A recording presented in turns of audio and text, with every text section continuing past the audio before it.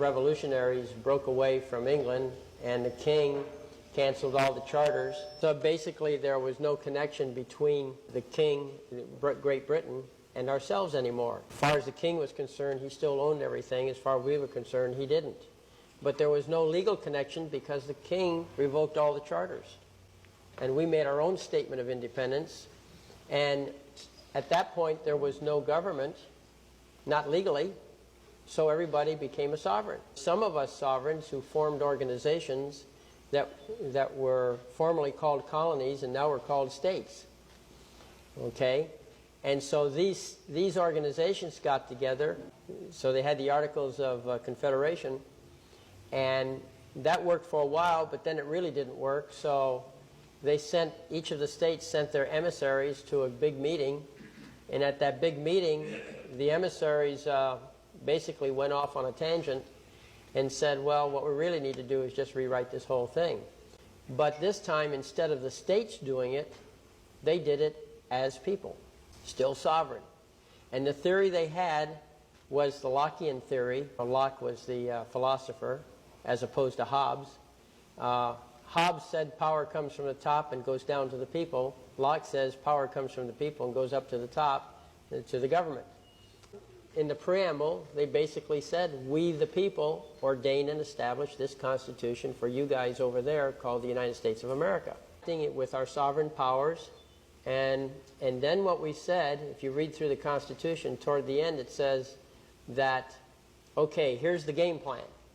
And if 9 of you organizations that call yourselves states will come on board with this plan, then it's a go. If we don't get 9 of you at least, then it's a no-go.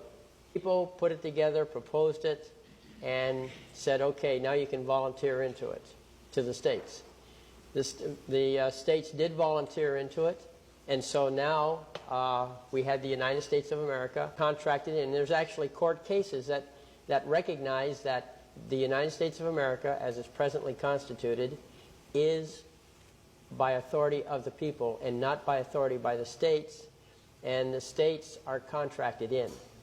And the people are still sovereign because it says we ordain and establish this Constitution for whom? For the United States of America. What does ordain and establish mean? Well, the ordain part means to authorize, to make law. The establish means we actually put it on paper so you can read it, publish it, spread it around. Ordain and establish. Now there's nothing about those two words, ordain and establish, that takes away from our sovereignty. We're still kings. These people think in 100-year terms or 200-year terms. They took over the first mandatory public school. You see, you have to understand that when the United States broke away from England, we were a mature society. We were not just a bunch of colonists running around trying to figure out what to do. We had education. We had knowledge here. We had people who were experienced and educated in history and knew stuff. Do you realize that in 1776, Harvard University, which was owned by a church, was over 100 years old?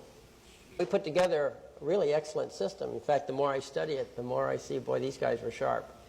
But no matter how sharp they were, they did miss one point. At that time, and for many decades, all education pretty much was private. The parents got together, hired the teachers for their kids.